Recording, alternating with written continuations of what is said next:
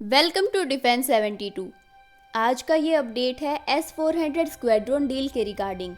अभी रशिया भारत को S-400 system की आखिरी 2 रेजिमेंट को डिलीवर नहीं कर पा रहा है और इसके पीछे मेजर रीज़न फाइनेंशियल ट्रांजैक्शन होने वाला है, क्योंकि अभी रशिया पर इतने सारे सैंक्शंस लगाए जा चुके हैं कि भारत चाहकर भी रशिया के साथ कोई करेंसी से ट्रेड नहीं कर पा रहा।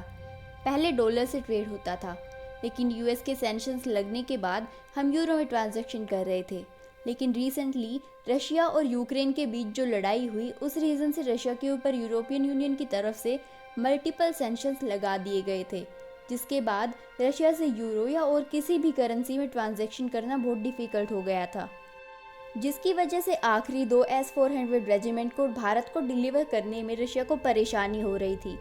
इस बात को लेकर पिछले कुछ दिनों से रशिया और भारत के बीच डिस्कशन भी किया जा रहा था और अभी बताया जा रहा है कि इसका सॉल्यूशन निकाल लिया गया है।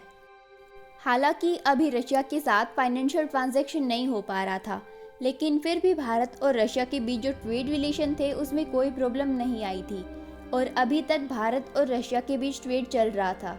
और इसी दौरान भारत की तरफ से रशिया को मशीनरी, केमिकल्स, मेडिसिन और ऐसे कई चीज़ों को एक्सपोर्ट किया गया था। बदले में रशिया से पेट्रोलियम प्रोडक्ट्स, क्रूड ऑयल को इंपोर्ट किया गया था। लेकिन प्रॉब्लम ये थी कि भारत की तरफ से अभी तक रशिया को जिन चीज़ों का एक्सपोर्ट किया गया था, उनकी कीमत बस अप्रोक्स $3 बिलियन की थी। लेकिन सेम टाइम पर भारत ने रशिया से अप्रोक्स $46 बिलियन का इंपोर्ट किया था।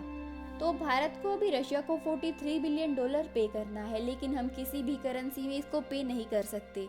तो अभी भारत रशिया की तरफ से इसका तोड़ निकाला जा रहा है, जिसमें भारत रशिया को 24 कार्गो शिप बनाकर डिलीवर करने वाला है, जिससे हम बार्टर डील भी कह सकते हैं। और अभी बाकी बचे हुए S-400 के 2 रेजिमेंट को उनकी पेमेंट को भी इसी के साथ इंक्लूड कर दिया जाएगा और इसी मेथड में इसको करने का डिसीजन लिया जा रहा है। रशिया हमें S-400 सप्लाई कर देगा और हम एक्सचेंज में सेम अमाउंट में रशिया को उनकी ज़रूरत सप्लाई करने वाले हैं। Thanks for watching. Like and subscribe to get latest defense updates.